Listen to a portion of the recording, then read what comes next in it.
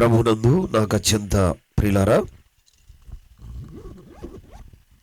ఈ రాత్రికాల సమయంలో కూడి వచ్చిన మీ అందరికీ ప్రభువైన యేసుక్రీస్తు నామములో హృదయపూర్వకమైన వందనములు, శుభములు, దైవాశీస్సులు మీ అందరికీ తెలియజేస్తున్నాను. ప్రియులారా, మరి ప్రభు మనకి ఇచ్చినటువంటి ఈ సభలను బట్టి ఒకసారి బిగ్గరగా దేవుని స్తోత్రం చెప్పండి. హల్లెలూయా, హల్లెలూయా. ప్రియులారా, మరి దేవుని వాక్యాన్ని మనం శ్రద్ధ కలిగి విందాం.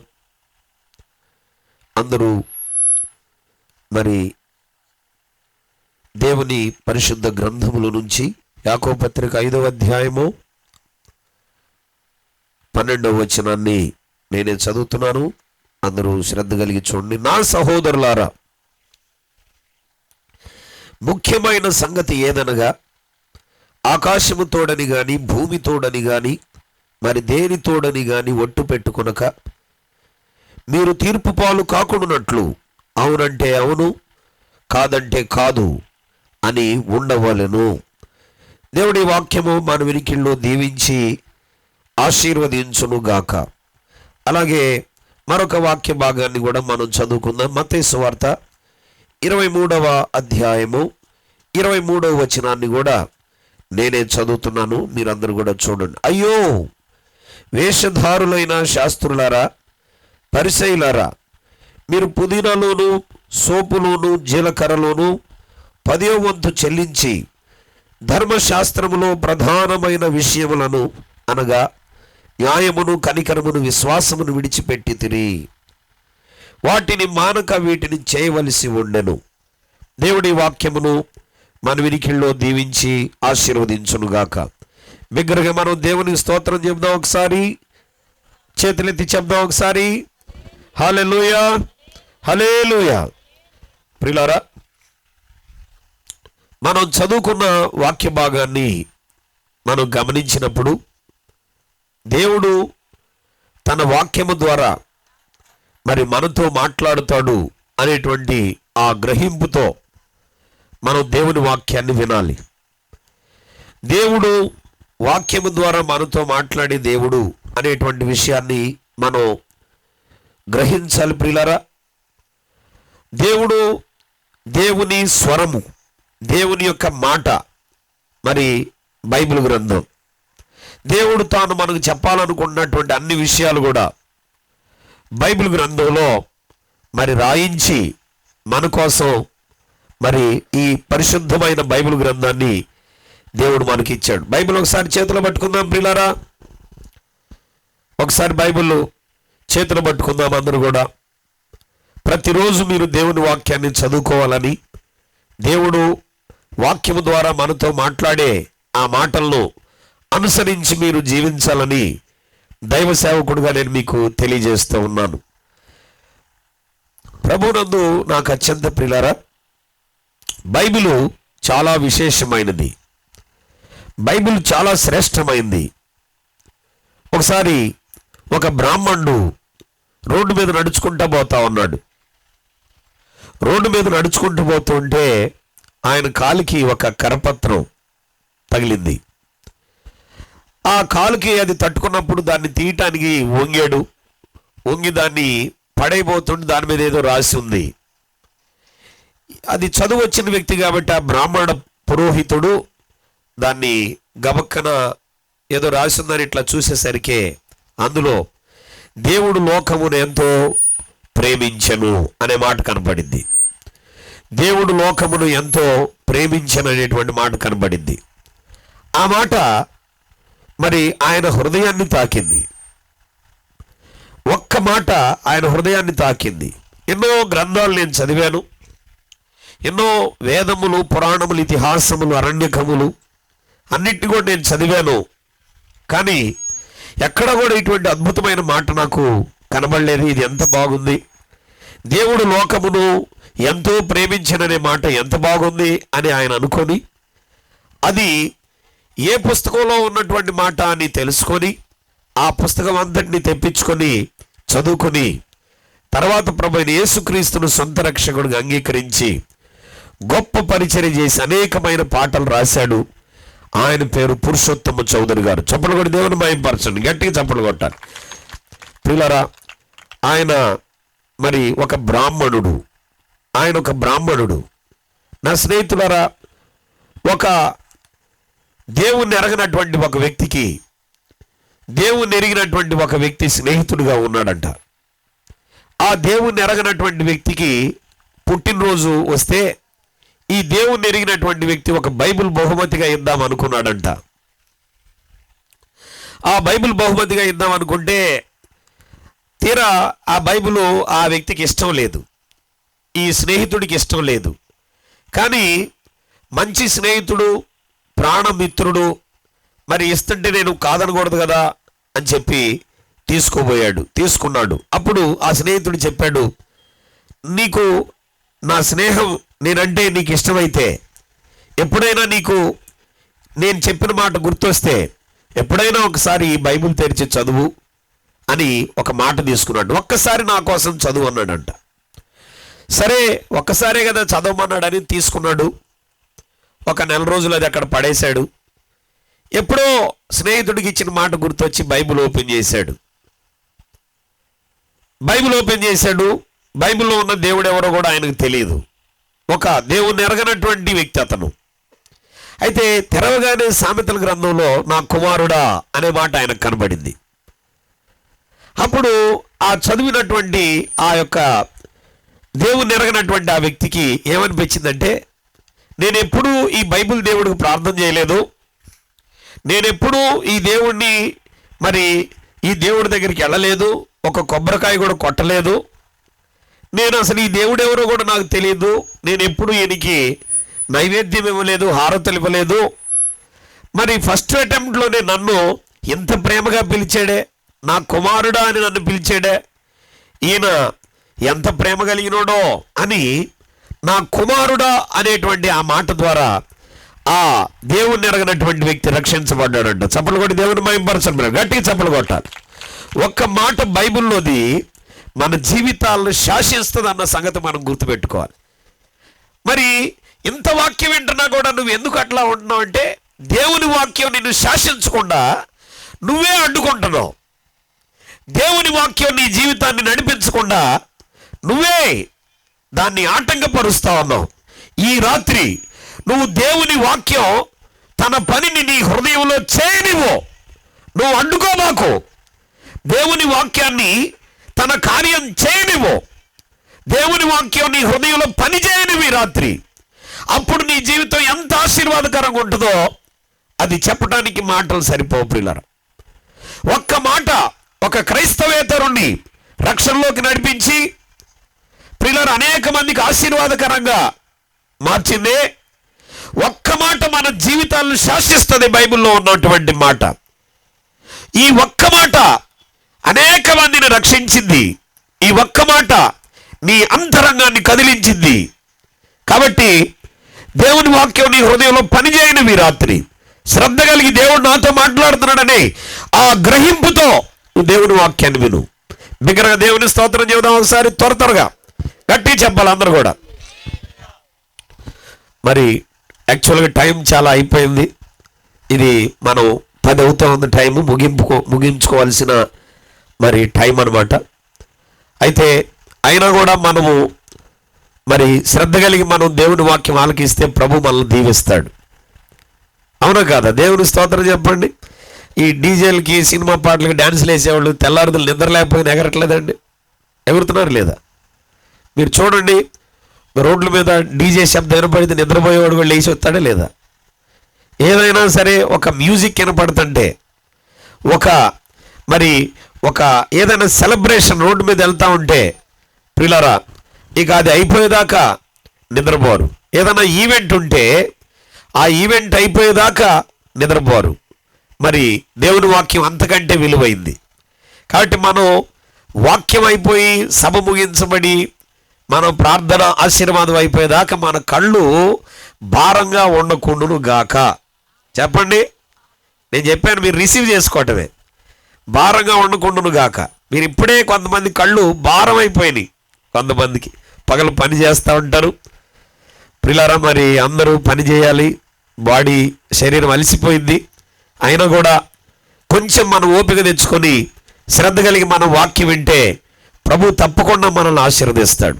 ఒకరోజు నేను ఒక ప్రాంతానికి వెళ్ళినప్పుడు, ఆ రోజు మేము మరి మీటింగ్ విషయమై పోస్టర్లు వేస్తున్నప్పుడు నేను వెళ్తే ఏకుజాను 3 గంటలప్పుడు ఆ ఊర్లో భయంకరమైనటువంటి గొట్టాలు పెట్టి మరి శబ్దాలు వస్తూ ఉన్నాయి, మైకులు పెట్టి.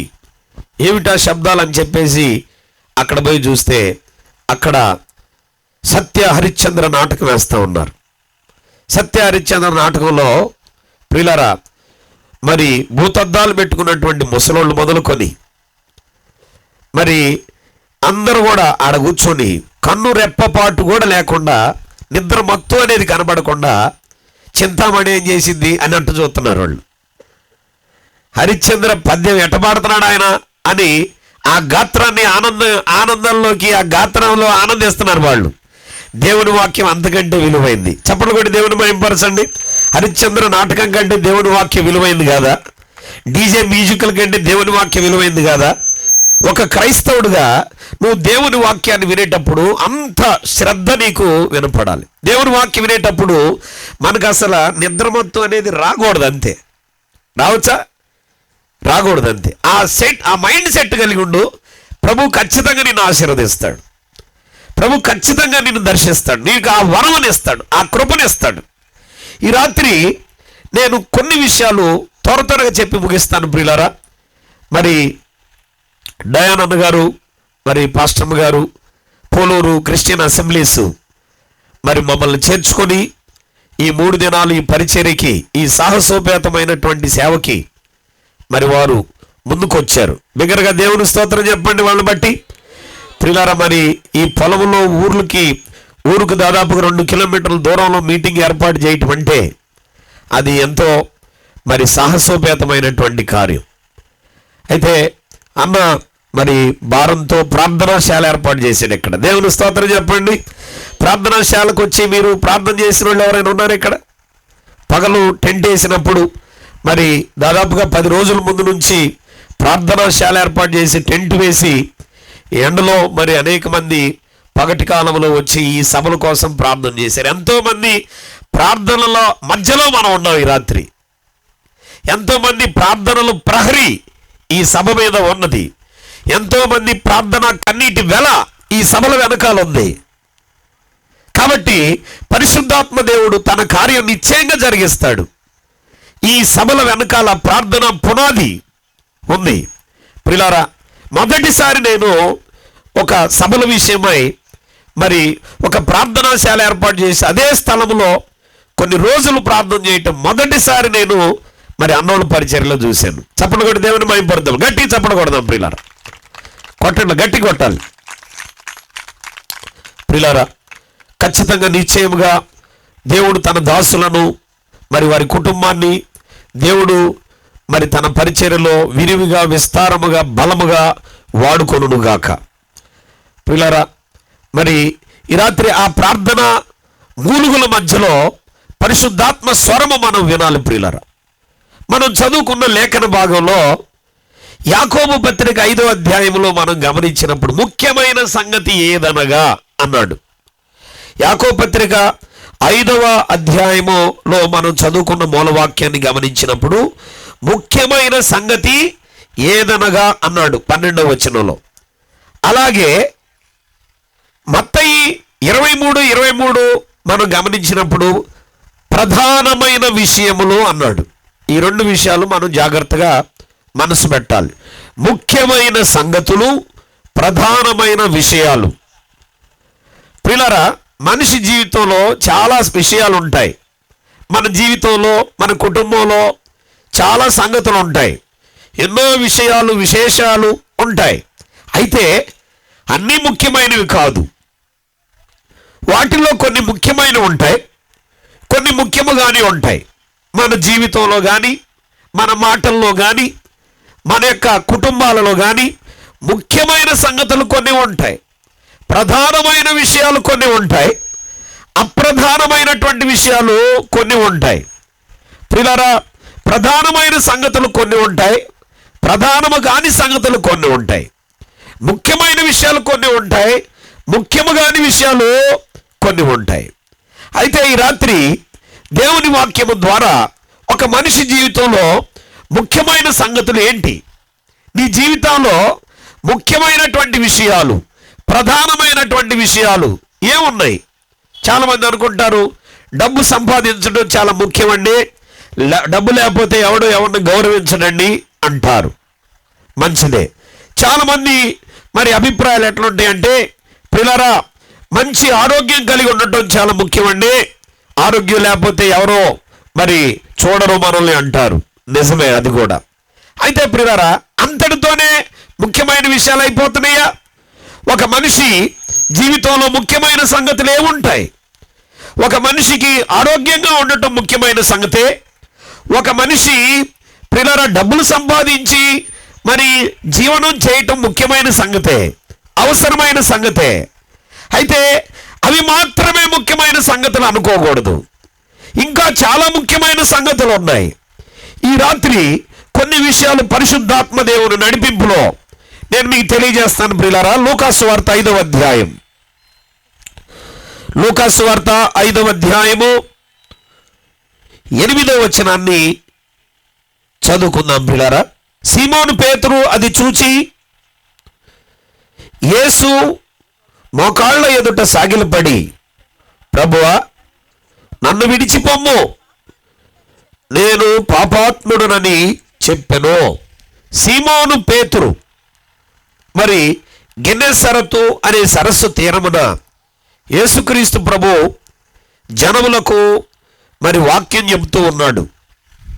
వాక్యం చెబుతూ ఉంటే ఆయన అక్కడ 2 దోణెలు ఆయనకు కనబడ్డాయి. ఆ 2 దోణెల్లో ఆ మనుషులు వలలు కడుక్కుంటూ ఉన్నారు, జాలర్లు. ఆ దోణెలలో ఒకటి సీమోనుదైన దోణె, సీమోను పేతురు అనబడిన వ్యక్తికి సంబంధించిన దోణె. ఆ దోణిలో ఆయనకి కూర్చున్నాడు. దరి నుంచి కొంచెం లోపలికి త్రోయమని చెప్పాడు. ఆయన చెప్పిన మాట ప్రకారం సీమోను ఏం చేశాడంటే దరి నుంచి కొంత లోపలికి దోణిని నడిపించాడు, లోపలికి నడిపించాడు. అంటే ఎప్పుడైనా సరే యేసుక్రీస్తు ప్రభువారు దేవుడు నువ్వు పైపైన జీవించటం, పైపైన గ్రహించటం, పైపైన భక్తి చేయటం అది ఆయన ఇష్టపడడు. నువ్వు లోతుగా వెళ్ళటం, లోతైన గ్రహింపులోకి రావటం, మరి లోతైనటువంటి మరి పరిచర్యలోకి రావటం, లోతైన పశ్చాత్తాపంలోకి రావటం ఆయనకి ఇష్టం. నేను కాలేజీలో లెక్చరర్గా పనిచేస్తుంటాను. పిల్లలకి నేను ఒక కాన్సెప్ట్ చెప్పినప్పుడు ఆ కాన్సెప్ట్ లోపల ఉన్నటువంటి ప్రిన్సిపల్ ఆఫ్ ఆపరేషన్ అంటే లోపల దాక్కొని ఉంటుంది. అది ఏదైతే దాని పనితీరు ఉంటుందో, సర్క్యూట్ పనితీరు, అక్కడ ఉన్నటువంటి ప్రిన్సిపల్ ఏంటి, ఆ ప్రిన్సిపల్లో ఉన్నటువంటి ముఖ్యమైన విషయం ఏమిటి అనేది నేను చెప్పేటప్పుడు పైనుంచి చెప్పుకుంటూ పోతున్నప్పుడు చాలా మందికి అర్థమైంది. ఇది ఇది ఇది ఇది ఇది ఇన్పుట్, ఇది అవుట్పుట్ అని చెప్పుకుంటూ పోతున్నప్పుడు చాలా అర్థమవుద్ది. లోపలికి వచ్చిన తర్వాత కొద్ది లోపలికి వెళ్ళే కొద్ది కొంతమందికి అర్థం కావటం ఆగిపోద్ది. ఇంకొద్ది లోపలికి వెళ్ళే కొద్ది ఇంకొంతమందికి అర్థం కాకుండా ఆగిపోద్ది. అస్సలు ప్రిన్సిపల్ దగ్గరికి వెళ్ళేసరికి ఒకళ్ళిద్దరికి అర్థమైంది. పిల్లలు ఈ అర్థమైన వాడేమో కాలేజీ టాపర్గా మారిపోతాడు, ఈ అర్థం కాని వాడేమో అక్కడక్కడే ఆగిపోతాడు. ప్రియులారా, నీ జీవితంలో కూడా నువ్వు భక్తి జీవితంలో లోతుగా వెళ్ళాలని, ఆత్మీయ జీవితంలో లోతైన అనుభవాల్లో ఉండాలని, మారు మనసులో లోతుగా ఉండాలని దేవుడికి ఇష్టం. అందుకనే ధోనిని కొంచెం దరి నుంచి లోతుకు నడిపించమని సీమోనుదైన పేతురుకి, మరి సీమోను అనేటువంటి అతనికి యేసయ్య చెప్పినట్లుగా మనం చూస్తాం. సరే, అక్కడ వెళ్ళిన తర్వాత అప్పుడు వల వేస్తే పిల్లరా ఆ వలలో విస్తారమైన చేపలు పడ్డాయి. రాత్రి అంతా వాళ్ళు కష్టపడినా కూడా చేపలేం పడలా. కానీ యేసయ్య చెప్పిన తర్వాత మరి విస్తారమైన చేపలు పడ్డాయి. ఈ విస్తారమైన చేపలు పడి వాళ్ళ వలలు పిగిలిపోతూ ఉన్నాయి. పక్కనున్న ధోనిలో ఉన్న వాళ్ళకి సైగ చేసి వాళ్ళకు సహాయం చేయమని వాళ్ళు పిలుస్తూ ఉన్నారు. ప్రియులారా, బాగా చేపలు పట్టుకునేవాడికి చేపలు బాగా పడ్డాయి అంటే ఎంత ఆనందం. పెట్టుబడి లేనటువంటి లాభం కదా, అవి అమ్ముడుపోతే చాలా ప్రయోజనం కదా. కొద్దిగా కష్టపడితే మరి ఇంత ప్రయోజనం వచ్చిందే అనేటువంటి సంతోషం. చేపలు విస్తారంగా పడ్డాయి. వాటిని అమ్ముకొని సముద్ర తీరంలో ఆ జాలర్లు జీవనం చేస్తూ ఉంటారు. పిల్లలు, నేను ఈస్ట్ గోదావరిలో మరి ఒక ఊరికి నేను దేవుని సేవ నిమిత్తం వెళ్ళాను. ఆ ఊరి పేరు మస్కపల్లి. గోదావరి ఒడ్డున ఆ ఊరు ఉంటుంది, ఏటిగట్టున. ఆ ఊరిలో ఉన్నటువంటి ప్రతి ఒక్కరి యొక్క వృత్తి ఏంటంటే గోదావరిలో చేపల వేట వాళ్ళ వృత్తి.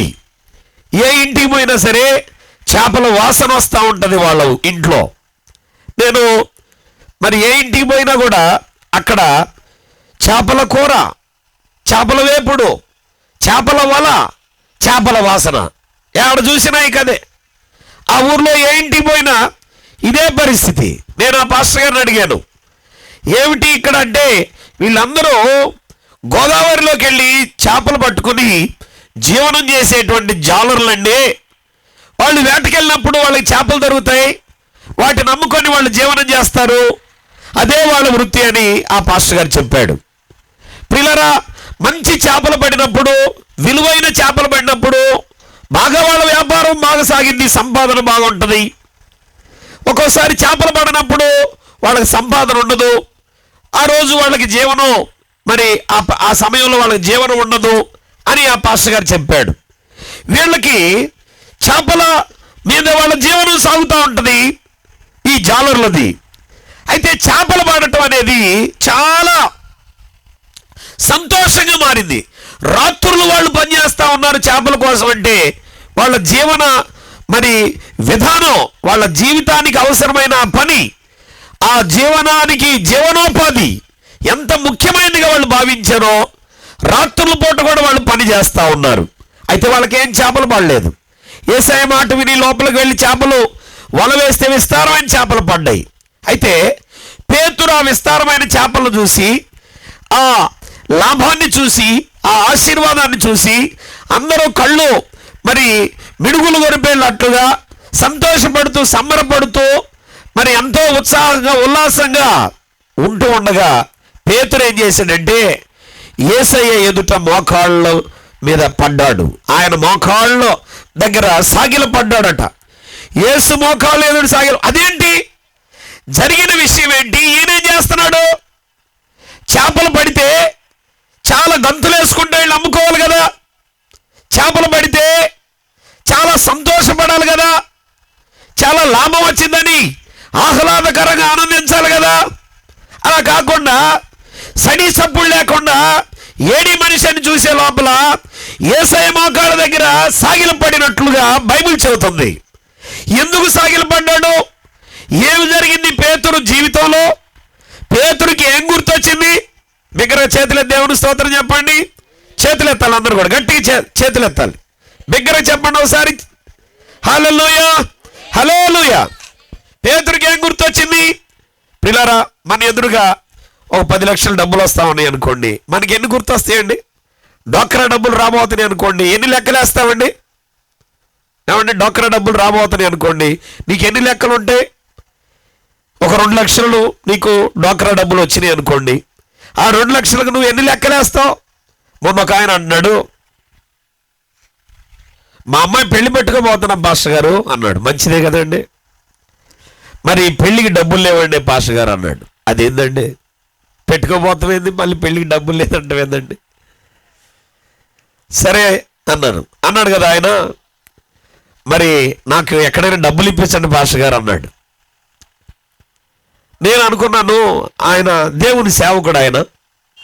సరే, దేవుని సేవకులు మరి వారు కష్టంలో వచ్చారు, ఏదైనా నాకు తోచింది ఏదైనా కొంత సహాయకరంగా అది జీవితంలో మరి ఒక 3 మరి 3 ఆడపిల్లలు ఆయనకు ఉన్నారు, కొంచెం ఆయనకు సహకరిద్దామనే ఉద్దేశం నాకు కూడా ఉండింది. అయితే ఆయన నా దగ్గరకు వచ్చి ఏదైనా కొంత నేను సహాయం చేయగలిగినంత అడుగుతాడేమో అని నేను అనుకున్నా. కొంత డబ్బులు నన్ను అడిగితే అంత కాకపోయినా కొంతైనా ఆయనకి చేయూతనిద్దామని నేను మరి ముందుగానే అనుకుంటే ఆయన అన్నాడు కదా, నా దగ్గరికి నేను పలానా టైంలో వస్తానండి అని చెప్పాడు. సరే రండి, నేను పలానా టైంలో ఉన్నానని చెప్పా.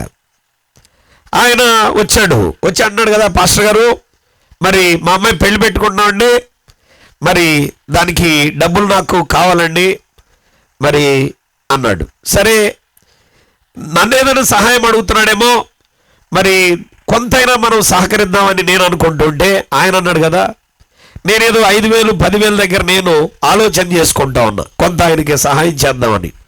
ఆయన ఏమన్నాడు తెలుసా, నాకు 1,50,000 కావాలి ఏంటి అన్నాడు. ఏమన్నాడు, I want 1.5 lakhs, please give me 1.5 lakhs అంటున్నాడు. 1,50,000 కావాలి నాకు అంటున్నాడు. దానికి ఆయన ఏం చెబుతున్నాడు తెలుసా, పాస్టర్ గారు ఈ 1,50,000 నేను ఇవ్వను అనుకోమాకండి, లేకపోతే మీ దగ్గర ఉండి అని నేను కూడా అనుకోవట్లా, ఎక్కడైనా ఎవరి దగ్గర ఇప్పించండి అంటున్నాడు. నాకెవరు తెలియదండి అంటున్నా కూడా కొద్దిగా చూడండి, హెల్ప్ చేయండి అంటున్నాడు. దానికి ఆయన ఇస్తున్న ఎష్యూరెన్స్ ఏందో తెలుసా, పెళ్ళైన తర్వాత, ఈ ఎలక్షన్స్ అయిపోయిన తర్వాత, పెళ్ళైన తర్వాత మరి ఈ పెళ్లి విషయమై మరి ప్రభుత్వం నుంచి పెళ్లి కానుక వచ్చింది. ఆ వచ్చే పెళ్లి కానుక నేను ఇచ్చేస్తాను అంటున్నాడు. రాకముందే ఈయనకి ఎన్ని ఆలోచనలు, డబ్బులు రాకముందే మనం ఆలోచనలు. ఈ 2 లక్షలు వస్తే 1,00,000 రూపాయలు పెట్టి నేను చేంజ్ చేయించుకోవాలి, 1,00,000 రూపాయలు వడ్డీకి ఇవ్వాలి. ఎన్ని లెక్కలో ప్రియులారా, ఎన్ని ఆలోచనలో ప్రియులారా. చూడండి, ముందుగానే డిసైడ్ చేసుకొని ఉంటాం. పేతురుకు కూడా చేపలు వల పిగిలిపోయేటట్లుగా చేపలు పడితే, ఈ చేపలు అమ్మితే ఇన్ని డబ్బులు వస్తాయి, ఈ డబ్బులతో నేను అవి కొనుక్కోవాలి అని అనుకోవాల్సిన సమయం అది, అని అనుకోవాల్సిన పరిస్థితి అది.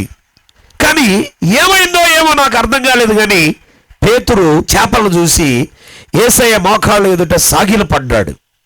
ఏం జరిగింది పేతురు అని చూస్తే అక్కడ పేతురు ఒక మాట అన్నాడు.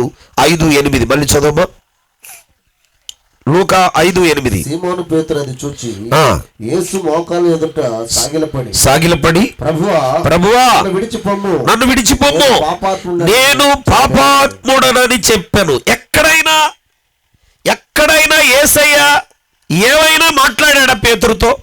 ధోని లోపలకు పోని అన్నాడు అంతే, వల అక్కడేమన్నాడు అంతే. అతని పాపాన్ని గురించి ఎక్కడైనా మాట్లాడా? అతని అంతరంగాన్ని గురించి ఎక్కడైనా మాట్లాడా? అతని హృదయ రహస్యాన్ని గురించి ఎక్కడైనా మాట్లాడా? ఏం మాట్లాడలా. ప్రభువు ఎక్కడ కూడా ఆ విషయాలు చెప్పట్లా. ప్రభువు ఆ విషయాలు మాట్లాడకుండానే పేతురు ఆ చేపలను చూసి ఆ ఆశీర్వాదములో ఊగిపోకుండా, తేలిపోకుండా, వాటికి లెక్కలేసుకోకుండా, ఆ ప్రయోజనాన్ని ఎంజాయ్ చేయాలని ఊహించుకోకుండా ఏం చేస్తున్నాడు? ఏమైందంటే పేతురు హృదయంలో ఏదో ఒక కార్యం జరుగుతోంది. పేతురు హృదయంలో ఏదో ఒక థాట్ లైన్ ప్రారంభమైంది. పేతురు హృదయంలో ఏదో ఒక గ్రహింపు ప్రారంభమైంది. ఏమిటా గ్రహింపు అంటే, ప్రభువా ఇంతగా నీవు నన్ను ఆశీర్వదించావు, ఈ ఆశీర్వాదానికి నేను యోగ్యుడను కాదు, నీ పక్కన పరిశుద్ధుడు అయిన నీ పక్కన ఉండటం నేను యోగ్యుడను కాదు, నేను పాపాత్ముడను, నన్ను విడిచిపెట్టిపో ప్రభువా అని చెప్పి పేతురు తన అంతరంగంలో ఉన్నటువంటి పాపస్థితిని అతడు గ్రహించుకుంటున్న సందర్భం అది. ఈ రాత్రి నువ్వు నీ జీవితంలో ముఖ్యమైన సంగతి ఏంటో తెలుసా? డబ్బు సంపాదించడం ముఖ్యమైన సంగతే, మరి ఆరోగ్యంగా ఉండటం ముఖ్యమైన సంగతే, ఇంకొకటి నీ జీవితంలో ముఖ్యమైన సంగతులు ఉన్నాయి కాదట్లా. కానీ వాటన్నింటికంటే ముఖ్యమైన సంగతి నీ జీవితంలో నువ్వు చేయాల్సినటువంటి, నీ జీవితంలో ముఖ్యమైన విషయం, ప్రధానమైన విషయం ఏమిటంటే, నీ జీవితంలో నీ అంతరంగంలో ఉన్నటువంటి పాపము విషయమై నువ్వు ఒక గ్రహింపులోకి రావటం అనేది చాలా ముఖ్యమైన విషయం. చప్పట్లు కొట్టి దేవుని మహిమపరచండి ప్రియులు, గట్టి చప్పట్లు కొట్టాలి. నీ అంతరంగంలో ఉన్నటువంటి ఆ పాపం విషయమై నీకు గ్రహింపు కలగాలి. నీ హృదయం దేవునికి ఎంత దూరంగా ఉందో, నీవు దేవునికి ఎంత దూరంగా జీవిస్తున్నావో, నీ జీవితం ఏ మార్గంలో వెళ్తా ఉందో, నీ జీవితంలో పాపం ఎట్లా వెళ్తా ఉందో, అదేది ఆ గ్రహింపేది. నీ జీవితంలో నిన్ను నడిపించేది ఎవరు? నీ హృదయం నిన్ను ఏ విధంగా నడిపిస్తా ఉందో ఆ విషయాన్ని నువ్వు గుర్తుపట్టాలి. కీర్తనల గ్రంథం 19వ కీర్తన 12వ వచనం.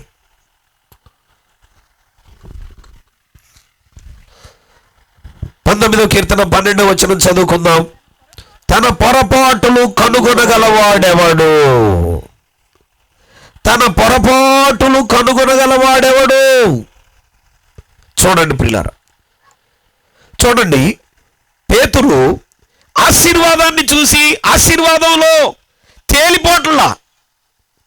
ఈరోజు చాలా మంది ఆశీర్వాదాన్ని గ్రహిస్తున్నారు కానీ అంతరంగాన్ని గ్రహించలేకపోతున్నారు. People failed to detect inside of the mankind. ఆశీర్వాదాన్ని గ్రహిస్తున్నావు, ఆశీర్వాదాన్ని గుర్తుపడుతున్నావు, కానీ నీ అంతరంగాన్ని నువ్వు గుర్తుపట్టలేకపోతున్నావు. నీ అంతరంగంలో నిన్ను ఏలుతున్న పాపాన్ని నువ్వు గుర్తుపట్టలేకపోతున్నావు.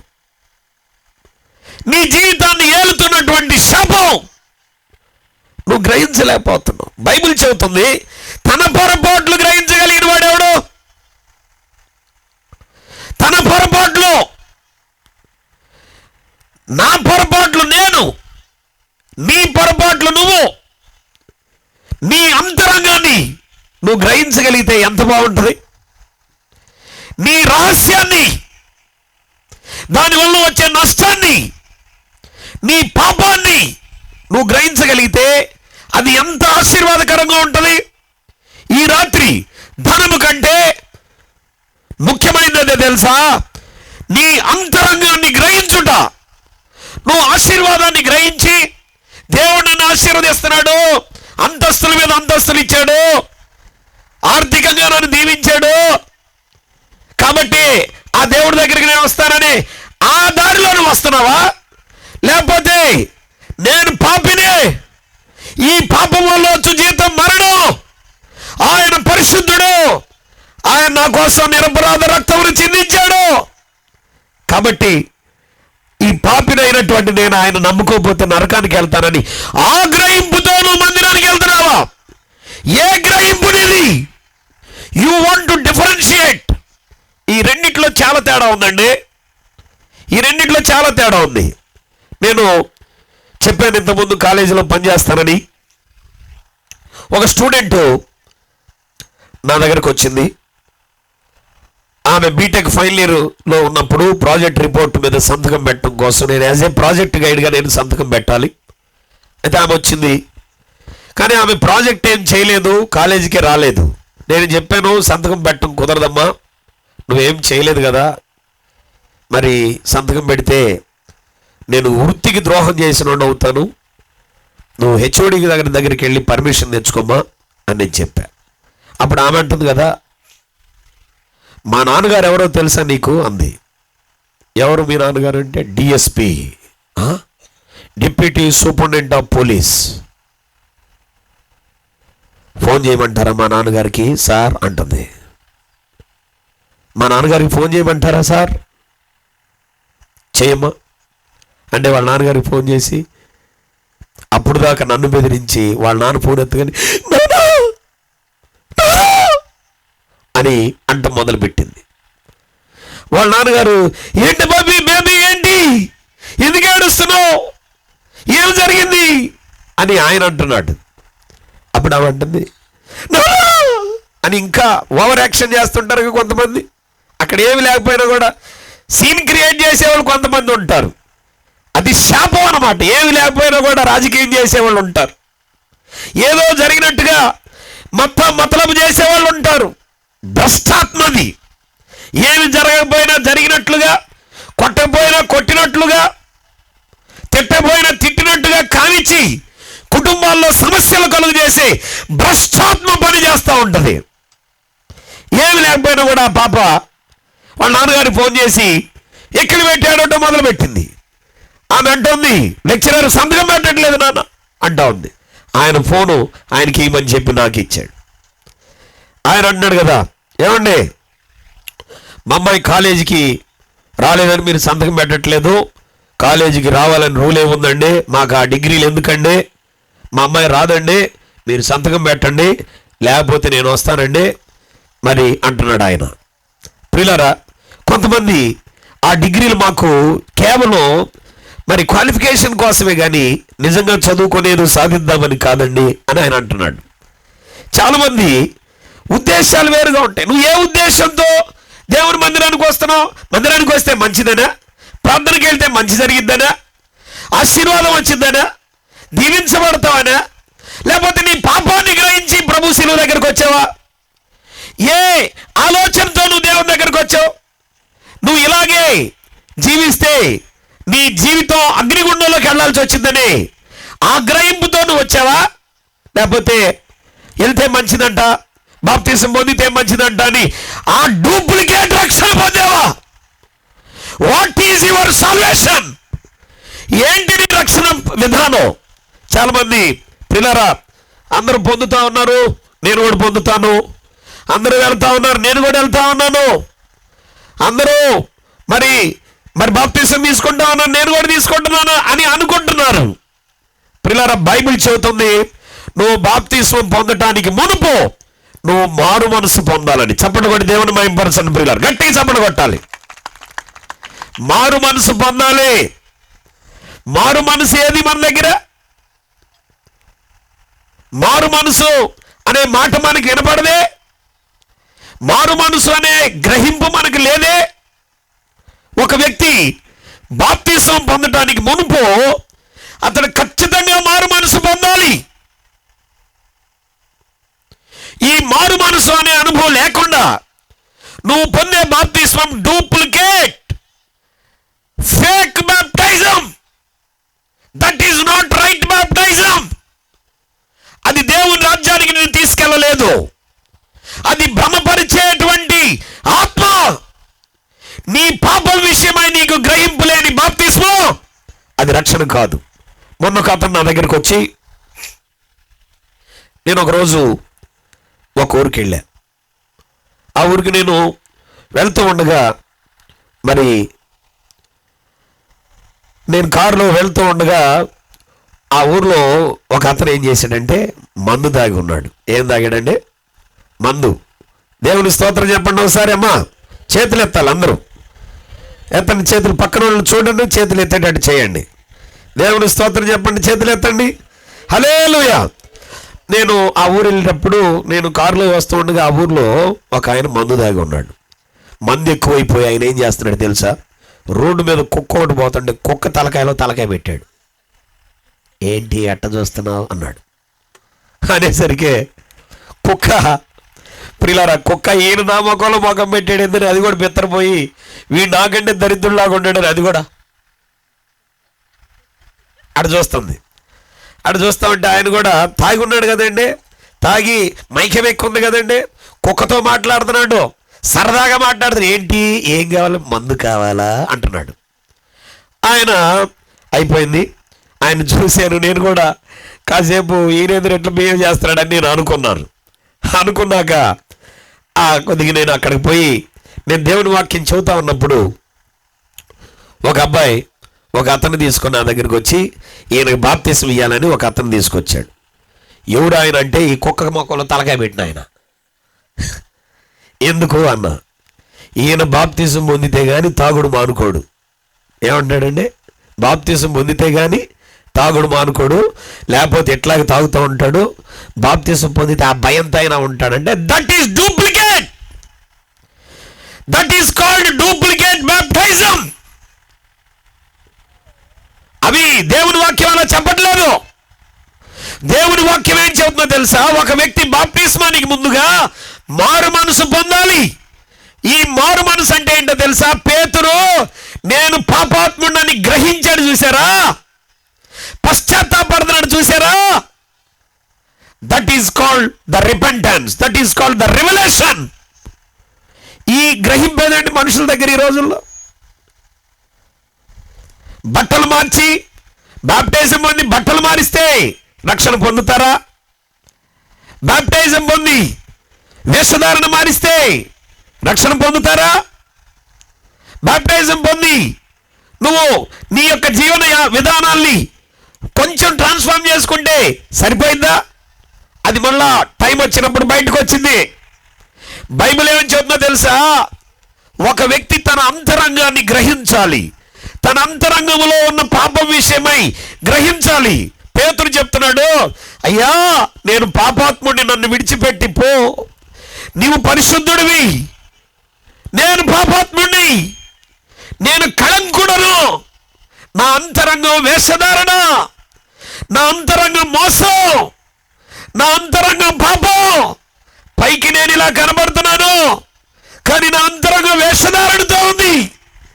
ప్రభువా నువ్వు నీతిమంతుడివి, నేను పాపిని, నన్ను విడిచిపెట్టెళ్ళయ్యా అని మోకాళ్ళ ఎదుట సాగిలపడేటట్లుగా అతని అంతరంగంలో గ్రహింపగలుగుతా ఉంది. అతని అంతరంగాన్ని అతను గుర్తుపట్టగలిగాడు. ఎంత గొప్ప ఆశీర్వాదం అతని మీదకి వచ్చిందో చూడండి. నీ అంతరంగాన్ని గుర్తుపట్టి రాత్రి, అది చాలా ముఖ్యమైన విషయం. That is very important. నువ్వు నీ పిల్లవాడికి చదువు ఎంత అవసరమో గుర్తుపెట్టావు. మరి నీ వ్యవసాయానికి ఎటువంటి అవసరమో నువ్వు గుర్తుపెట్టావు. మరి నీ కుటుంబానికి అవసరమైన ఏంటో గుర్తుపెట్టావు, నీకు అవసరమైన ఏంటో గుర్తుపెట్టావు. బాగానే ఉంది. మరి నీ అంతరంగ విషయమై నీకు గుర్తుపట్టే గ్రహింపు కలిగిందా? ఆ రెవల్యూషన్ నీ హృదయానికి కలిగిందా? నేను సామెతల 28 మొదటి వచనం ద్వారా నీతిమంతుడు సింహం వలె ధైర్యంగా జీవిస్తాడనేటువంటి ఆ మొదటి వచనం ద్వారా నేను పాపిని అనే గుర్తుపెట్టా. దేవుని వాక్యపు వెలుగులో నా అంతరంగం నేను గ్రహించడం జరిగిందని బైబిల్ పట్టుకొని నేను మీకు సాక్ష్యం ఇస్తూ ఉన్నాను. సామెతల 28 మొదటి వచనం ద్వారా నేను పాపిని, ఆయన నీతిమంతుడు, నేను పాపాత్ముడు కాబట్టే, నా అంతరంగంలో ఇంత కల్మషం ఉంది కాబట్టే, నా క్రియలు ఇంత నీచమైనవి కాబట్టే నేను ఈరోజు మరణ భయంతో వేదనతో నేను దిగులు పడతా ఉన్నాను. ఆయన నీతిమంతుడు, ఆయన నీతిమంతుడు కాబట్టే పిల్లరా సింహం వలె నీతిగా ఉంటే సింహం వలె ధైర్యంగా బ్రతకొచ్చు అనే గ్రహింపు నాకు 2003 సంవత్సరం జనవరి మాసంలో నాకు కలిగింది. పిల్లరా నువ్వు ఏ వాక్యం ద్వారా గ్రహింపు పొందావు? నువ్వు ఏ వాక్యం ద్వారా పశ్చాత్తాపం పొందావు? నువ్వు ఏ వాక్యం ద్వారా ప్రభువు నీతో మాట్లాడాడు? ఏ వచనం ద్వారా నీ అంతరంగం నీకు గ్రహింపు వచ్చింది? బైబిల్ చెబుతుంది. నువ్వు ఏవో చూస్తున్నావు. ఆశీర్వాదం వచ్చింది, ఇంటి మీద ఇల్లు కట్టాను, పొలం మీద పొలం కొన్నాను, డబ్బుల మీద డబ్బులు వద్దనే కొన్ని వస్తా ఉన్నాయి, ప్రభువు నమ్ముకున్నాక నాకు మంచి ఆశీర్వాదం వచ్చిందని ఎగిరి గంతులేస్తున్నావా? నీ అంతరంగం పాపంలో ఉంది, దాన్ని గుర్తుపట్టు.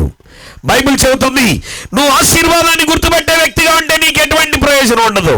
నీ అంతరంగాన్ని గుర్తుపట్టి రాత్రే పరలోకాల్లో నీ కోసం దేవదూతలు నీ కోసం గొప్పగా ఎదురు చూస్తూ ఉంటారు. పరలోకంలో నీ కోసం గొప్ప బహుమానం ఏర్పాటు చేయబడతా ఉంటుంది.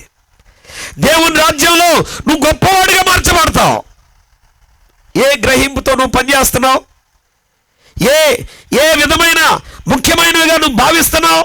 బైబిల్ చెబుతుంది ఏవి శ్రేష్టమైనవో, ఏవి ఖ్యాతి గలవో, ఏవి రమ్యమైనవో వాటి మీద మీ లక్ష్యమును ఉంచండి. ఉంచండి ఉంచండి వాటి మీద మీ లక్ష్యం. దేవుని ఆత్మను అడుగు, నీ హృదయమేటుల చెడిపోయి ఉన్నదో, దేవుని ఆత్మను అడుగు, హృదయమేటుల చెడిపోయి ఉన్నదో, దేవుని ఆత్మను అడుగు, నీ హృదయమేటుల చెడిపోయి ఉన్నదో, దేవుని ఆత్మను అడుగు. చప్పట్లు కొడదాం, అందరూ చప్పట్లు కొడదాం. నీ హృదయమేటుల చెడిపోయి దేవుని ఆత్మను అడుగు.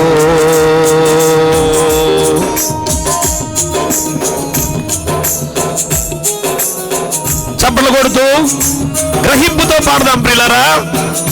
ఈ రాత్రి సభలో పరిశుద్ధాత్ముడు నిన్ను దర్శించడానికి ఏర్పాటు చేశాడు. ఆమేన్, ఆమేన్. దేవుని ఆత్మను ఈ రాత్రి నీ హృదయం ఎట్లా చెడిపోయిందో నీకు బయలుపరుస్తాడు. ఆమేన్.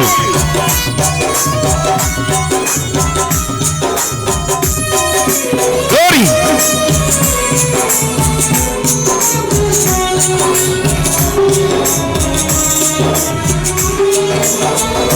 చూచియు చూడక వినియు వినకుండా హృదయము గ్రహింపులేక, హృదయం గ్రహింపు లేదా? చూచియు చూడక వినియు వినకుండా హృదయము గ్రహింపు లేక, దేవుని ఆత్మ పరిశోధించినను సరిచేయబడక ఉందువా, సరిచేయబడక ఉందువా. దేవుని ఆత్మ పరిశోధించినను సరిచేయబడక ఉందువా, సరిచేయబడక ఉందువా. దేవుని ఆత్మను అడుగు. నీ హృదయమేటుల చెడిపోయి, చప్పట్లు కొట్టాలి అందరూ కూడా, చప్పట్లు కొట్టాలి అందరూ, అడుగు, చప్పట్లు కొట్టాలి అందరూ.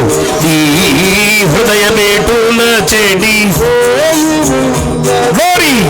దేవుని ఆత్మను అడుగు. చప్పట్లు కొడుతూ ఉజ్జీవంగా పక్కన వాళ్ళు చప్పట్లు కొట్టలేడని చూడండి. యోగ్యత లేకుండానే యోగ్యుడిగా భ్రమపడుతున్నావా? హెచ్చించుకుంటూ దీనత లేకుండా బ్రతుకుతున్నావా?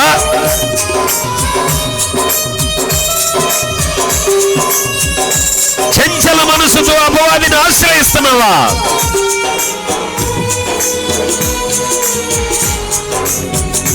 చప్పట్లు కొడదాం.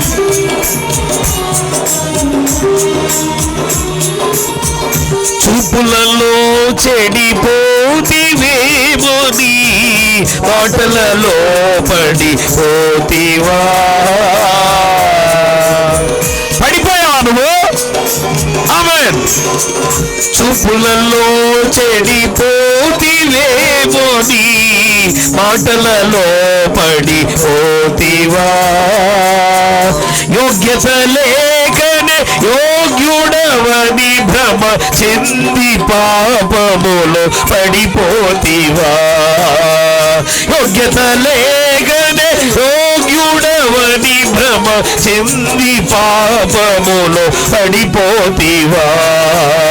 దేవుని ఆత్మను అడుగు. నీ హృదయమేటుల చెడిపోయి ఉన్నదో, నీ హృదయమేటుల, నీ హృదయం ఎట్లా చెడిపోయిందో దేవుని ఆత్మను అడిగి రాత్రి. నీ హృదయమేటుల చెడి, నీ హృదయమేటుల చెడిపోయి ఉన్నదో, నీ హృదయమేటుల చెడిపోయి ఉన్నదో. దేవుని ఆత్మను అడుగు, దేవుని ఆత్మను అడుగు. దేవుని ఆత్మను అడుగు, దేవుని ఆత్మను అడుగు, అడుగు.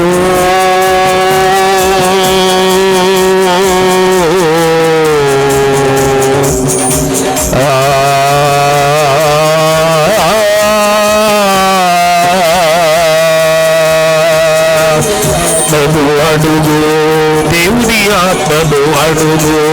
నీ హృదయమేటుల చెడిపోయి ఉన్నదో, నీ హృదయమెటుల చెడిపోయి ఉన్నదో దేవుని ఆత్మను అడుగు, దేవుని ఆత్మను అడుగు, దేవుని ఆత్మను అడుగు. నీ హృదయమెటుల చెడిపోయి, నీ హృదయమెటుల చెడిపోయి ఉన్నదో దేవుని ఆత్మను అడుగు, దేవుని ఆత్మను అడుగు, దేవుని ఆత్మను అడుగు, దేవుని ఆత్మను అడుగు, దేవుని ఆత్మను అడుగు. నీ హృదయమెటుల చెడిపోయి ఉన్నదో దేవుని ఆత్మను అడుగు, దేవుని ఆత్మను అడుగు, దేవుని ఆత్మను అడుగు, దేవుని ఆత్మను అడుగు. దగ్గరగా చేతులెత్తి దేవుని స్తోత్రం చెబుదాం. హల్లెలూయా, హల్లెలూయా. ఎత్తాలి గట్టిగా, అందరూ చేతులెత్తి దగ్గరగా రెండు చేతులెత్తి దేవుని స్తోత్రం చెప్పండి. గట్టిగా చెప్పాలి, శక్తి కొలది. ఎవరితో అయినా తగాదు వస్తే మనం హల్లెలూయా వెళ్ళిరా అంటావా? నువ్వేమన్నా ఎవరితో అయినా తగాదు వచ్చిందనుకో నీకు ఏమంటావు? చిన్నగా మాట్లాడు, ఏంటి మాట్లాడుతున్నావు ఏంటి అంటావా నువ్వు? లేకపోతే గయ్యాళ్ళలాగా పైన పడతావు? వెళ్ళి చెప్పు. నీ సీన్ ఎట్లా ఉంటుంది అప్పుడు గుర్తు చేసుకో. నీలో ఉత్సాహం, రెట్టింపు ఉత్సాహం. ఎవరు అడ్డం వచ్చి నీ సిరవతలేస్తావు, అవునా కదా? నువ్వు చూడటానికి సన్నగా ఉన్నా కూడా నీకు కోపం వచ్చినప్పుడు, నువ్వు తగాదాడేటప్పుడు ఎంతటో నీ సిరవతలేస్తావు లేదా? దేవుని సన్నిధిలో ఉత్సాహంగా, ఎనర్జెటిక్గా ఉండాలి. బిగ్గరగా దేవుని స్తోత్రం చెప్పండి. ప్రియులారా, పేతురు తన అంతరంగాన్ని గురించిన గ్రహింపు పొందాడు. అసలు అది ఈ రోజు లేదండి. నువ్వురా బ్యాప్టిజం పొందు పో, నువ్వురా ప్రభువు నిన్ను దీవిస్తాడు రా. This is called prosperity gospel. ఇది నిన్ను మెప్పించే మాట, ఇది నీకు ఆహ్లాదాన్ని ఇచ్చేటువంటి సువార్త. But the Bible did not say about this gospel.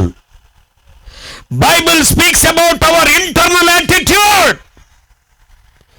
నీ అంతరంగాన్ని నువ్వు గ్రహించకుండా నీ బాప్తిస్మం ఎవరికి కావాలి? నీ పాపాన్ని నువ్వు పశ్చాత్తాపంతో ఒప్పుకోకుండా నీ కానుక ఎవరికి కావాలి? ఈ రాత్రి పరిశుద్ధాత్ముడు నీతో మాట్లాడుతున్నాడు, నువ్వు గుర్తుపట్టు. యేసయ్య గారి దగ్గరికి ఒక ఆమె, అయ్యా నేను మీకు కానుక ఇవ్వాలనుకుంటున్నాను, మీ పరిచర్యకి తీసుకోండి కానుక అని ఒక సంచి తీసుకుని వచ్చిందంట. ఏమంటే సంచి తీసుకుని వచ్చిందంటే డబ్బులు పెద్దవి ఉంటాయా చిన్నవి ఉంటాయి చెప్పండి? ఏమంటే బిగ్ అమౌంట్ ఉంటుందా లేకపోతే ఎట్లా ఉంటుంది చెప్పండి? సంచిలో చుట్టుకొని వచ్చారనుకోండి ఎట్లా ఉంటుంది? చాలా డబ్బులు ఉంటాయి. ఒకసారి ఒక ఆమె నా దగ్గరికి వచ్చింది. వచ్చి పాస్టర్ గారండి ప్రార్థన చేయండి అని ఎదురుగా నుంచుంది. నేను మామూలుగా ప్రార్థన చేయటానికి సిద్ధపడి నేను లేచి నుంచున్నా. మా చర్చిలో జాలాదిలో మరి జరిగింది. ఆమె ఏం చేసిందంటే 2 కట్టల డబ్బులు నా చేతిలో పెట్టింది. ఎంత పెట్టింది చెప్పండి? దగ్గర దేవుని స్తోత్రం చెప్పాలి. అమ్మా చెప్పట్లా మీరు, పక్కన వాళ్ళు లేపాలి మీరు. దేవుని స్తోత్రం. ప్రియులారా, 2 కట్టల డబ్బులు నా చేతిలో పెడితే ఎట్లా ఉంటుంది? పాస్టర్ గారికి ఎట్లా ఉంటుంది చెప్పండి? ఎనర్జీతో గంతులేస్తారా లేదా? నేను కూడా ఉత్సాహాన్ని పొందా. ఎందుకు పొందాను? 2 కట్టల డబ్బులు నా చేతిలో పెట్టింది. ప్రార్థన చేయండి అంది. ఏమనుకుంటారండి ఎవరైనా కానీ? 2 కట్టలు నాకేస్తుంది అనుకుంటారా లేకపోతే ఏమనుకుంటారు? ఆమె ఏం చేసిందంటే 2 కట్టలు చేతిలో పెట్టి, ప్రభువా ఈ ధనాన్ని మీరు ఆశీర్వదించండి, మీ ప్రియ సహోదరి నా చేతిలో పెట్టింది ప్రభువా, మరి ఈ ధనము మీ సేవలో వాడుకోండి అని నేను ప్రార్థన చేస్తున్నా. ప్రార్థన ముగించిన మళ్ళీ 2 కట్టలు లాక్కొని లోపల పెట్టుకుంది. ప్రార్థన ముగించిన తర్వాత 2 కట్టలు లాక్కొని లోపల పెట్టుకుంది. ఎప్పుడు అట్లా జరగలేదు కదండి. I was shock. ఏది ఇట్లా జరిగింది ఏంది అంటే ఆమె అంటుంది కదా, మీకు ఈయటానికి కాదండి, వీటి మీద ప్రార్థన చేయించుకుంటే ఈ 2 కట్టలతో మా ఇల్లు అయిపోవాలి. ఈ 2 కట్టలో ఒక 10,000 కట్ట, ఇంకో 10,000 కట్ట, 20,000తో ఇల్లు ఎట్ట అయిపోవాలి. నేను విశ్వాసం ఉంచుతున్నా, ఇంకా మీరు వాళ్ళ డబ్బులు తీయకూడదు, ఈ డబ్బులతో అయిపోవాలి. ఇదే ఆశీర్వాదం అంటున్నా. నువ్వు కనుక నిజమైన దైవజనుడు అయితే,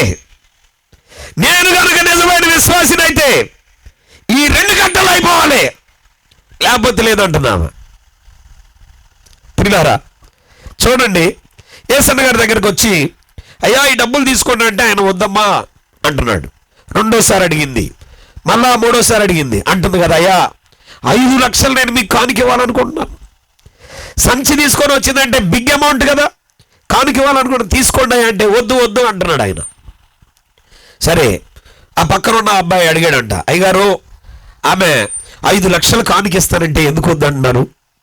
మరి మీరు సేవలో దేనికో దానికి ఉపయోగపడతాయి కదా, వాడుకోవచ్చు కదా మనం అని అబ్బాయి అంటే యేసన్న గారు చెప్పాడు, అరే నీకు తెలీదురా, ఆమె చెప్పిన ఆ కానుక డబ్బులు ఆమె కష్టార్జితం కాదురా, ఆమె పాపం చేసి సంపాదించిన డబ్బులు వ్యభిచారపు సొమ్ము.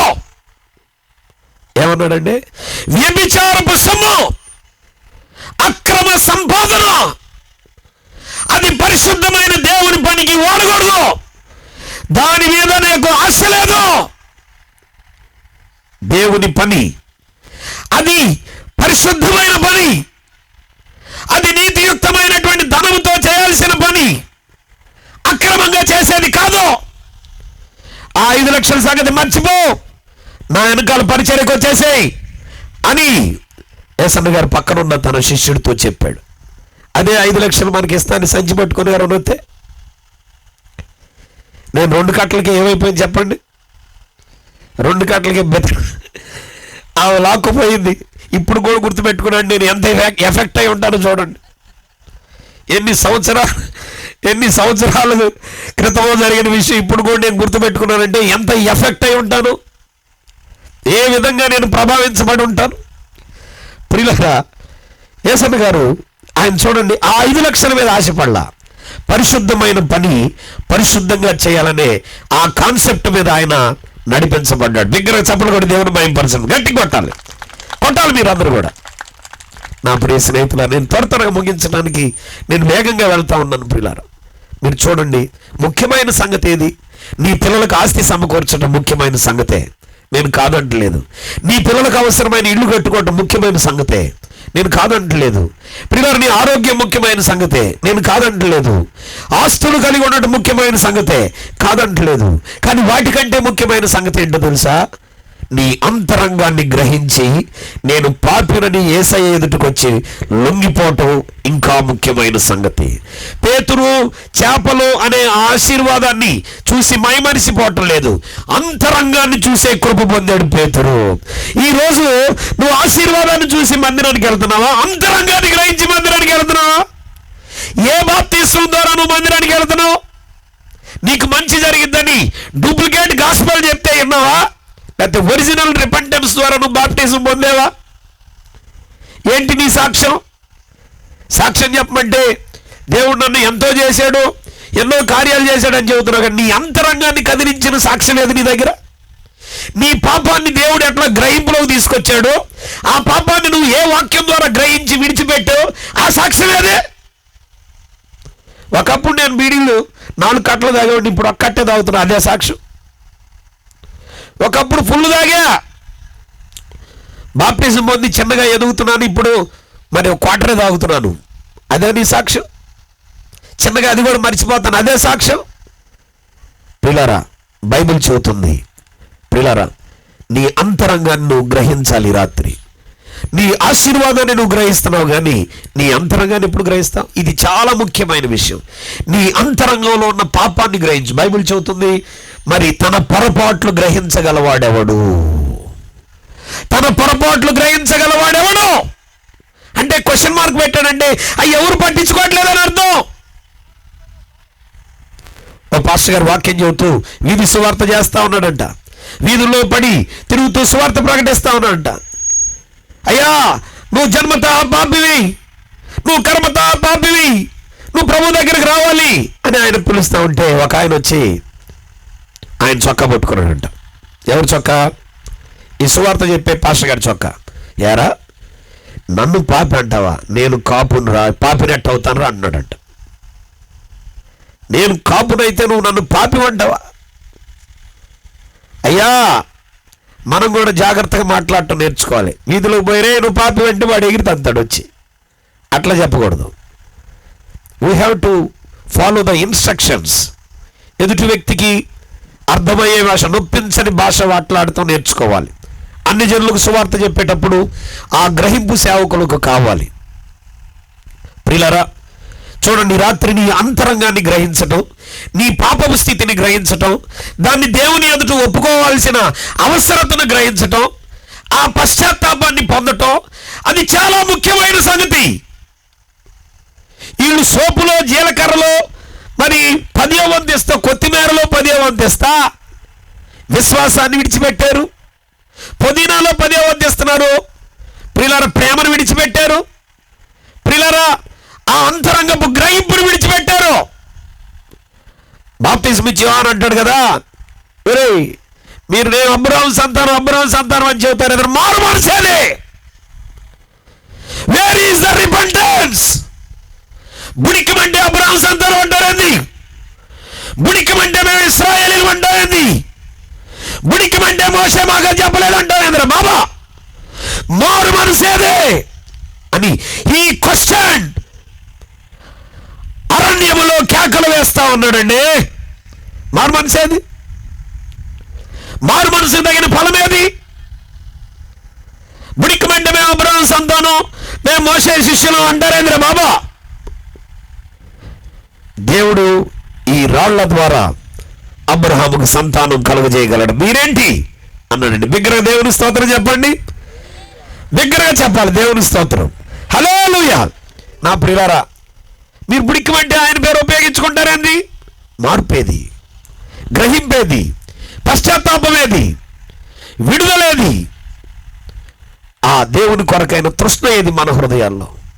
ఈరోజు మన జీవితాలు ఎడిపోతున్నాయండి. త్వరగా నేను ముగిస్తున్నాను ప్రియులారా. మొట్టమొదటి విషయం, నీ అంతరంగాన్ని గ్రహించటం, నీ పాపపు స్థితిని గ్రహించటం, దాన్ని ప్రభు ఎదుట ఒప్పుకోవటం, దాని విషయమై పశ్చాత్తాపడటం, ఇక ఎన్నడూ దాని వైపు వెళ్ళనటువంటి అసహ్యం నీ హృదయంలో కలగటం. ఇది మారు మనసు అంటే. ఈ విషయాన్ని నువ్వు గ్రహించాలి ఈ రాత్రి. ఇది చాలా ముఖ్యమైన సంగతి. నువ్వు మార్పు పొందకుండా మరణిస్తే నీ పరిస్థితి ఏమైంది? రెండవ రాకడనే రైలు బండిలో ఎక్కాలంటే ఏ టికెట్ ఉండాలి? ఏ టికెట్ ఉండాలి? రక్షణ. దానికి డబ్బులు ఇస్తే రాదు అది. మొన్న ఒక ఆయన ఎవరు అన్నాడు, పరలోకం పోవాలంటే రక్షణ పొందాలి అంటున్నారు. మా కుల వాళ్ళు, మా మత వాళ్ళు రక్షణ పొందడానికి, బాప్తిస్మాలు పొందడానికి, మందిరానికి రావడానికి ఒప్పుకోరండి. చచ్చిపోయినాక నరకంలో పడకుండా ఉండాలంటే పరలోకంలో వెళ్ళాలనే మాట నాకు నమ్మకంగానే ఉంది, కానీ ఇవన్నీ మాకు కుదరవండి. పరలోకంలోకి వెళ్ళాలంటే, అక్కడ మేము నివసించాలంటే సెంట్ ఎంత ఉంటుందో చెప్పండి, కొనేస్తాం అన్నాడు ఆయన. సెంట్ ఎంత ఉంటుందో చెప్పండి, కొనేస్తాం. అట్ట కుదరదండి.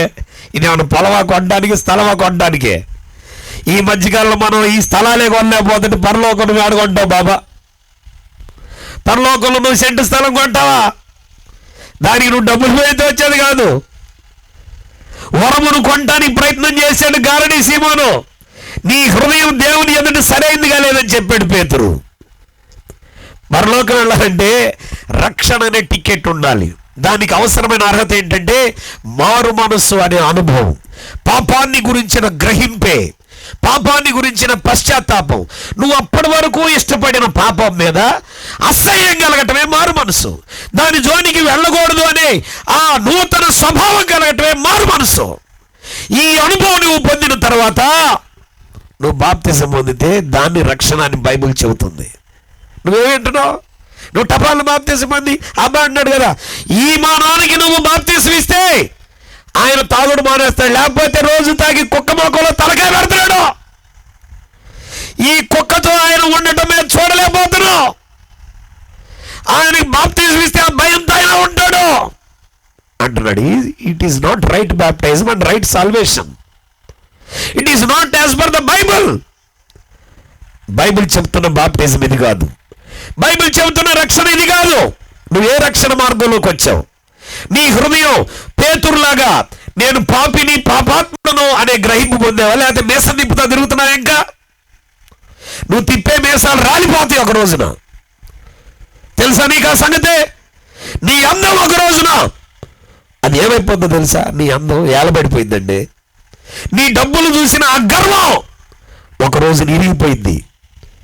మరణం నేను సమీపించక మునిపే ఈ రాత్రి నీ హృదయ అంతరంగాన్ని గ్రహించి నీ పాపం విషయమై పశ్చాత్తాపడమని ఈ సభల పరిశుద్ధుల ప్రయాసతో నీ కోసం ఏర్పాటు చేశారు. ఈ సభల కోసం నువ్వేమి వెల చెల్లించలా, నీ దగ్గర నుంచి ఏం ఆశించట్లేదు దేవుడు. నీ హృదయాన్ని మాత్రం ఈ రాత్రి ఆయన అడుగుతున్నాడు. ఈ గ్రహింపు నువ్వు కనుక ఈ రాత్రి పొందితే, ఇది ఎంత ముఖ్యమైన సంగతి నువ్వు గ్రహింపు పొందితే, ఈ రాత్రి నువ్వు దేవునికి నీ హృదయాన్ని ఇవ్వకుండా ఈ స్థలాన్ని విడిచిపెట్టి వెళ్ళలేవు. అపొస్తలుల కార్యాలు 16వ అధ్యాయం 9వ వచనం. మాసిదోనియా దేశస్థుడొకడు పౌలుకి కల్లోకి వచ్చాడు. మీరు వినాలి జాగ్రత్తగా. నేను తలపైకి ఎత్తండి, 2 నిమిషాల్లో ముగిస్తాను. మాసిదోనియా దేశస్థుడు పౌలుకి కల్లో వచ్చాడు. ఎవరైనా కల్లోకి వస్తే మనం ఏమనుకుంటామండి? వాడి రూపాన్ని బట్టి సైతాన్ వచ్చిందండి. ఒకవేళ ఏదైనా తెల్ల బట్టలు వచ్చి దేవుడు వచ్చాడు, ఏంది నీకు దేవుడు వచ్చేది? నువ్వేమన్నా ఇరగదీసే కానీ నీకు దేవుడు వస్తాడు కల్లోకి? నువ్వు అనుకుంటా ఉంటావు, నల్లగొత్తేనేవో దెయ్యం, తెల్లగొత్తేనేవో దేవుడు. ఏమి ఎనాలిసిస్ అండి ఇది! వండర్ఫుల్ రెవల్యూషన్ అసలు అది బైబిల్ చెబుతుంది. మాసిదోనియా దేశస్థుడు ఒకడు పౌలుకి కల్లోకి వస్తాడంట. దర్శనంలోకి వచ్చి అంటున్నాడు కదా అక్కడ, అయ్యా మాకు సహాయం చేయండి, మేము నశించిపోతున్నామని తనను వేడుకుంటున్నట్లుగా రాత్రి వేళ పౌలుకు దర్శనం కలిగింది. ఆ దర్శనాన్ని అతడు మరి సువార్త ప్రకటించడానికి దేవుడు మమ్మల్ని మాసిదోనియాకి వెళ్ళమన్నాడని ఆ గ్రహింపులోకి వచ్చాడు. నువ్వు రక్షించబడిన తర్వాత నువ్వు మొదట మారు మనసును గురించిన గ్రహింపు పొందితే, తర్వాత దేవుడు నిన్ను ఎట్లా నడిపిస్తాడు, ఎట్లా వాడుకుంటున్నాడు, దేవుడు నీ పట్ల ఏ అనుభవాలు, ఏ సంకల్పాన్ని కలిగి ఉన్నాడు అనే విషయాన్ని నువ్వు గ్రహించాలి. అయ్యేవి గ్రహించకుండా నేను 20 ఏళ్ళ క్రితం పొందాను, 30 ఏళ్ళ క్రితం మొదలు పెట్టాను, 40 ఏళ్ళ క్రితం నుంచి నేను నడుస్తా ఉన్నాను, కుదరవలేదే. That is not right. ప్రభువుని రక్షించుకున్న తర్వాత నీ జీవితం విషయమై నువ్వు గ్రహింపు పొందాలి. పౌలు మారు మనసు పొందిన తర్వాత వెంటనే అతని జీవితంలో దేవుని ఉద్దేశాలు గ్రహించే వరం అతను పొందాడండి. దేవుడు అతన్ని సేవకు పిలిచే ఆ వరాన్ని, అతను గ్రహించే వరాన్ని పొందాడు. అతన్ని ప్రత్యేకించిన గ్రహింపు పొందాడు. మాసిదోనియా దేశానికి వెళ్ళమని చెబుతున్న గ్రహింపు పొందాడు. కొరింథీ పట్టణంలో నిలిచి ఉండమని చెప్పిన దర్శనం విషయమైన గ్రహింపు పొందాడు. దేవుడు ఏది చెప్పినా దాన్ని గ్రహిస్తున్నాడు. నీ అంతరంగంలో దేవుని ఉద్దేశాలు గ్రహించని భక్తి ఏం భక్తి అండి అది? దేవుని ఉద్దేశానికి విరోధంగా వెళ్ళే భక్తి అనేదే.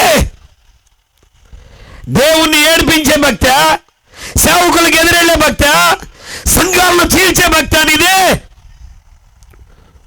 మొన్న ఒక దైవజనుడు చెబుతున్నాడు, ఏమండి మా సంఘానికి వచ్చి మీరు ఒకసారి ప్రార్థన చేస్తారా అని అడిగాడు. తప్పకుండా వస్తాను అని నేను చెప్పాను. ఏంటన్నా మీరు అట్లా దుఃఖపడుతున్నారు ఏంటంటే, ఆయన అన్నాడు కదా, అయ్యా మా సంఘంలో 50 మంది ఉంటే 25 మంది వేరైపోయి సంఘానికి రావట్లేదు. ఇప్పుడు ఎందుకు రావట్లేదన్నా? ఏం జరిగింది? అదే నాకు అర్థం కావట్లేదు. ఒక ఆమె సంఘంలో ఉండేటువంటి ఆమె ఈ 25 మందిని పక్కకు తీసుకుపోయిందయ్యా. ఎందుకన్నా అట్లా ఏం జరిగిందో తెలియదయ్యా, నాకు ఇంతవరకు తెలియదు. ఆదివారం ప్రార్థనకు రావట్లేదు. వారు వేరే ప్రార్థన మందిరం పెట్టుకుంటారంట, మరి అక్కడికి వేరే సేవకుల్ని మరి తెచ్చుకుంటారంట, మరి వేరే సేవకుల్ని పంపిస్తానని చెప్పారంట. అదేంటి నువ్వు సంపాదించుకున్న ఆత్మలు మరి వాళ్ళు వేరైపోవటం ఏంది, వేరే సేవకులు రావటం ఏంది? అది ఎలా సంఘం? అది ఎలా? అదేమి సేవ? అదేమి దేవుని పని? అక్కడున్న వాళ్ళు ఎక్కడ తెచ్చి కూర్చోబెట్టి ఇది సంఘం అంటారు? నీ మైండ్ పోయిందా? నీ సొంత ప్రయాసతో, నీవు దేవుని నడిపింపుతో, దేవుని ఉద్దేశం నీ లోపల గ్రహించి నువ్వు చేసిన పనికి ప్రతిఫలమే నువ్వు సంపాదించే ఆత్మలో. పౌలు చూడండి, రాత్రి వేళ పౌలుకు వచ్చిన దర్శనంలో మాసిదోనియా దేశస్థుడు కనపడితే, మాసిదోనియాకి దేవుడు సువార్తించడానికి మమ్మల్ని వెళ్ళమన్నాడనే ఆ పరిశుద్ధాత్మ ప్రత్యక్షత చూడండి అతనికి ఎట్లా వచ్చిందో. అంటే దేవుని ఉద్దేశాలు నీ జీవితంలో గ్రహించే ఆ గ్రహింపు పొందడం చాలా ముఖ్యమైన సంగతి. మొదట నీ అంతరంగాన్ని గ్రహించాలి. తర్వాత దేవుడు నిన్ను ఎట్లా నడిపిస్తున్నాడు, ఏ పని విషయమై నిన్ను నడిపిస్తున్నాడు, ఏ స్థలానికి నిన్ను నడిపిస్తున్నాడు, ఏ విధంగా నీకు దేవుడు తన యొక్క కృపను చూపిస్తున్నాడనే ఆ యొక్క దర్శనాన్ని గ్రహించడం చాలా ముఖ్యమైనది. రాంగ్ రూట్లో వెళితే సతికలు పడిపోతావు. ఏదో ఒక రోజున ఎక్కడుండాలో నువ్వు నిర్ణయించుకుంటే సతికలు పడిపోతావు. ఏం చేయాలో నువ్వు నిర్ణయించుకుంటే ప్రతిఫలం చూడలేవు. దేవుని ఉద్దేశాన్ని గ్రహించాడు కాబట్టి మాసిదోనియా ఏం చేశాడు తెలుసా? మాసిదోనియా, ఫిలిప్పి, మాసిదోనియా దేశం యూరప్ ఖండంలో ఉంది. మాసిదోనియాకి వెళ్ళాడు. వెళ్ళటంతో హృదయాలు తెరవబడుతున్నాయండి. చప్పలు కూడా దేవుని భయపరచండి. దయ్యాలు పోతున్నాయి, హృదయాలు తెరవబడుతున్నాయి. మాసిదోనియా దేశంలో ఫిలిప్పి పట్టణంలో అడుగు పెట్టగానే పుతోను దయ్యాన్ని వెళ్ళగొట్టాడు. లూదియా హృదయం తెరవబడింది. చెరసాల నాయకుడు కుటుంబం రక్షణలోకి వచ్చింది. లూదియా కుటుంబం రక్షణలోకి వచ్చింది. దేవుని కార్యాలు ఎవరు ఆపగలుగుతారండి? ఆ గ్రహింపు చూడండి ఎట్లుందో. ఆ పని కూడా అట్లాగే ఉంటుంది.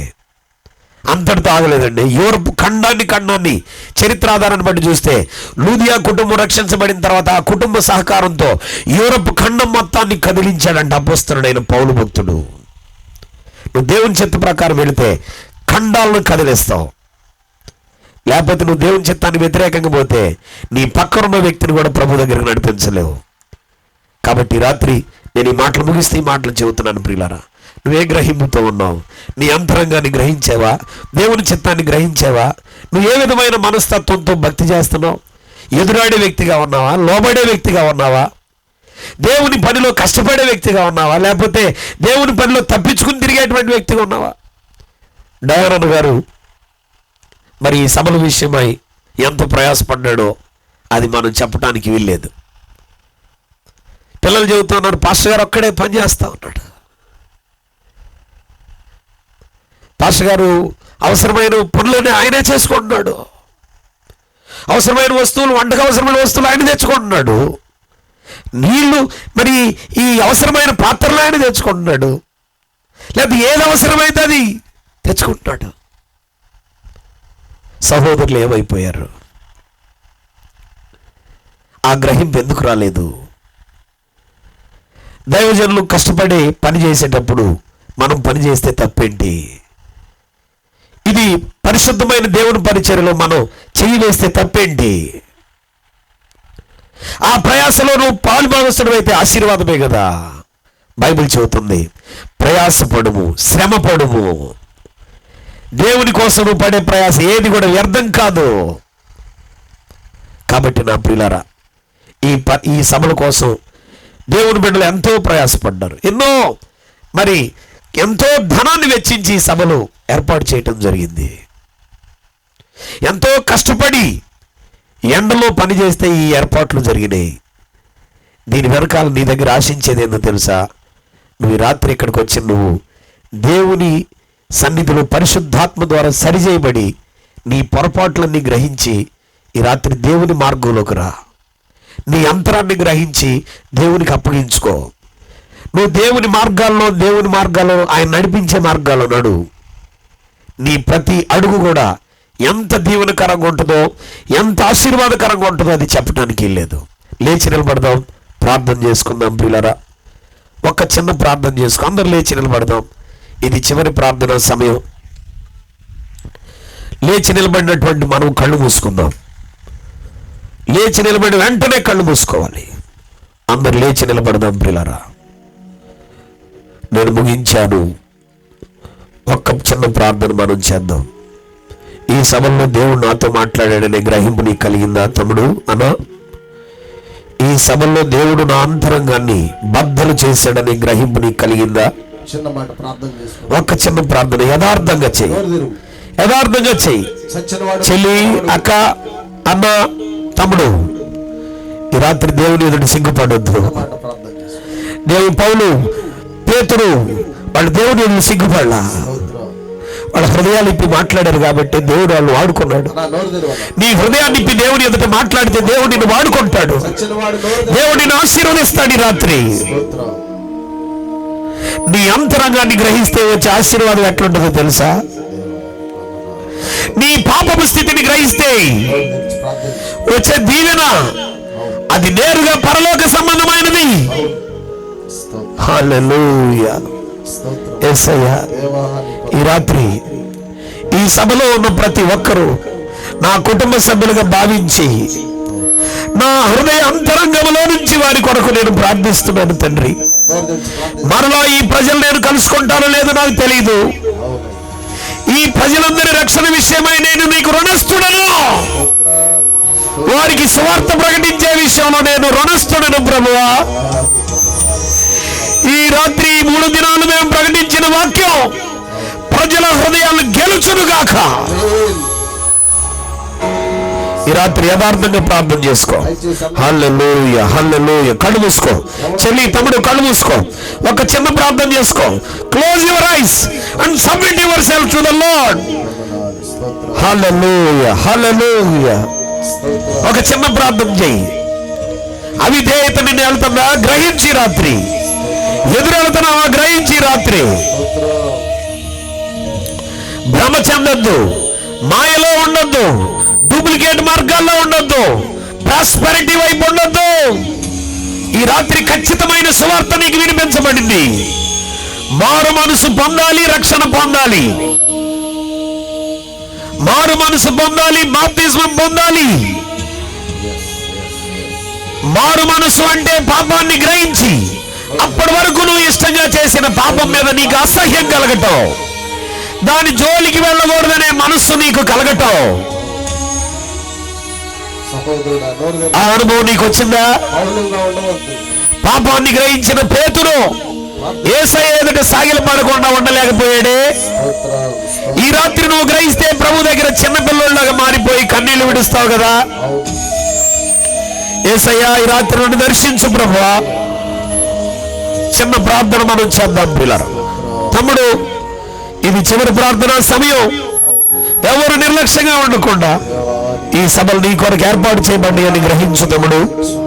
హృదయపూర్వకంగా ప్రార్థన చేసుకో.